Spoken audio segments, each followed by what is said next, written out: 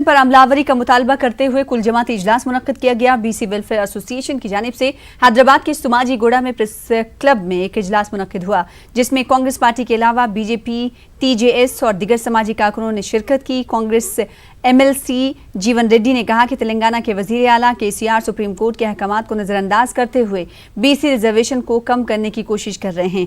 इन्होंने कहा कि KCR ने इक़्तिदार पर आने के बाद BCs को 45% रिजर्वेशन देने का वादा किया था। अब इस रिजर्वेशन को घटाकर 34% किया जा रहा है। इस इजलास से बीजेपी लीडर बंडारू दत्तात्रेय के अलावा R कृष्णैया व दीगर ने भी खिताब किया।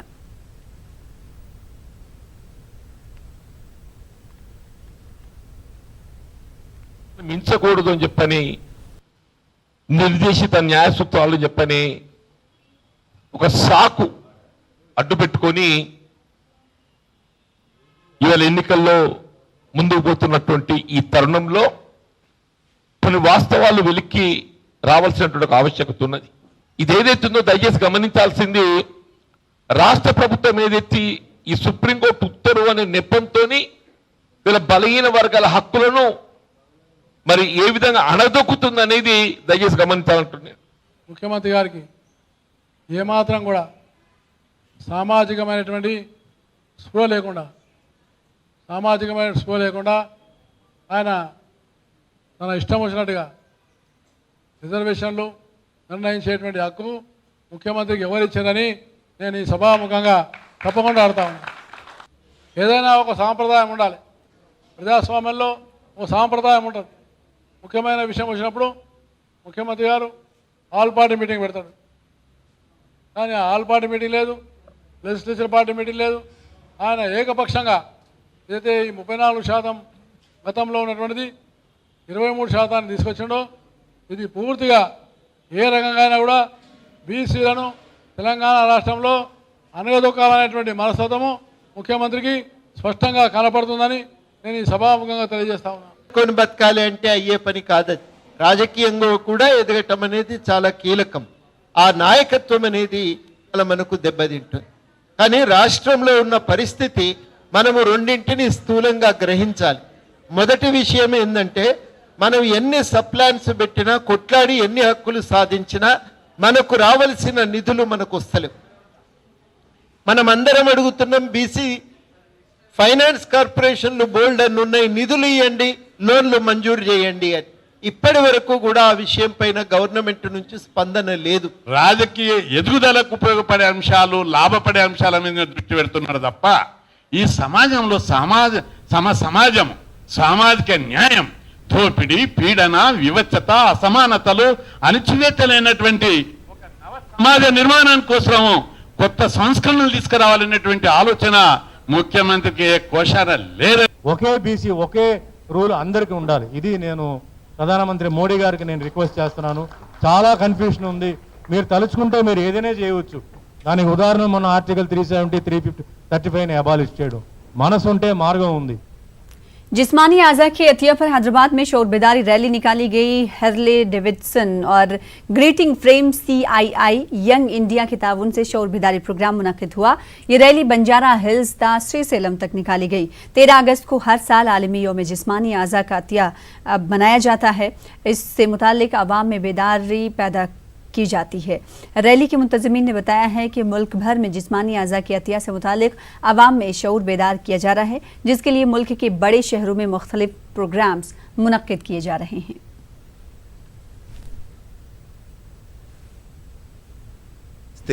ఆయన అవయవాలు 8 మందికి ప్రాణం పోస్తాయి. ఇది ఒకే ఒక్క గొప్ప ఆచారం మనం పాటించగలం. ఏమంటే, ఒక మనిషి పోతే 8 మందికి ప్రాణం పోయగలరు. మనం పైకి పోయిన స్వర్గానికి చేరినా కూడా మన అవయవాలు ఇంకొక 8 మందిలోని ప్రాణం పోసి వాళ్ళకి ఇక్కడే బతుకుంటాయి. ఇది అవయవ దినోత్సవం. So we're running week long campaign on gift and organ donation. So we're going to colleges, we're going to schools, and this is riding with the Harley Davidson group is one of the ways in which we are spreading awareness on organ donation. We are also we are also in touch with Apollo hospitals, many other hospitals and corporates wherein we are doing several campaigns and spreading awareness about organ donation. And Bharatiya Janata party बहुत जल्द तेलंगाना में भी इख्तिदार पर आएगी, ये कहना है मरकजी मुमलिकती वजीर दाखिला किशन रेड्डी का। हैदराबाद में मुनक्कद एक तकरीब में शिरकत के मौके पर उन्होंने ये बात कही। इस मौके पर किशन रेड्डी ने आर्टिकल 370 और तलाक सलासा पर भी हुकूमत की पॉलिसियों को वाजे किया। इन्होंने कहा कि 3 तलाक अब कानून बन गया है। नरेंद्र मोदी हुकूमत ने मुस्लिम खवातीन को इंसाफ दिलाने में कोई कसर नहीं छोड़ी है।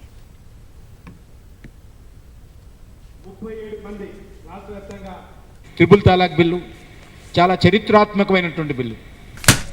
2 సార్లు గతంలో పాస్ చేస్తే కాంగ్రెస్ పార్టీ రాజ్యసభలో అడ్డుకోవడం జరిగింది. ఈసారి రాజ్యసభలో కూడా పూర్తి స్థాయి మెజార్టీతోటి అనేకమైనటువంటి బిల్స్ పాస్ చేయడం జరిగింది. కాబట్టి ఈరోజు ముస్లిం మహిళలలో నరేంద్ర మోడీ గారి పట్ల, భారతీయ జనతా పార్టీ పట్ల సానుకూలమైనటువంటి వాతావరణం. కాబట్టి ఇవన్నీ కూడా మనకు అనుకూలంగా మలుచుకునేటువంటి ప్రయత్నం చేయాలి.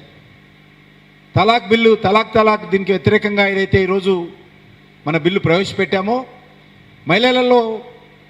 ముస్లిం మహిళలలో ఒక సానుకూలమైనటువంటి వాతావరణం. కాబట్టి ఇవన్నీ కూడా ఈరోజు చట్టమైనవి. तेलंगाना गंगा जमनी तहजीब का गहवारा है, जहां पर तमाम मज़ाहिब के लोग खुशहाल जिंदगी गुजारते हैं। हैदराबाद के नामपल्ली में वाक़ तेलुगु यूनिवर्सिटी में तेलंगाना विकास समिति के 30वें सालाना इजलास से खिताब के दौरान KTR ने ये बात कही। उन्होंने मुल्क की मौजूदा सूरत हाल पर तशवीश का भी इजहार किया। KTR ने कहा कि तेलंगाना में इख्तिलाफ राय की आज़ादी है, जमहूरियत में मुखालिफत और एतराज़ आम बात है। जब तक मजहब और सियासत को एक दूसरे से अलग नहीं किया जा सकता, उस वक्त तक सेकुलरिज्म को खतरा बरकरार रहेगा।